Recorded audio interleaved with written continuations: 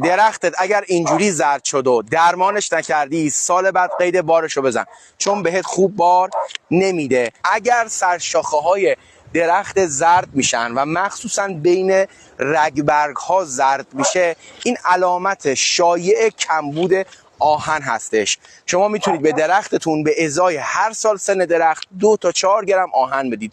یعنی یه درخت 10 ساله 20 تا 40 گرم میتونید بهش آهن بدید. دیگه حد نهایت 30 تا 40 گرم نهایتا کافیه برای هر درخت، اگر آهن خوبی استفاده بکنید. بهترین آهنی که میتونید استفاده بکنید آهن ارتو 4 و 8 4 و 2 هم خوبه، یعنی یک کیفیت خیلی خوبی داره.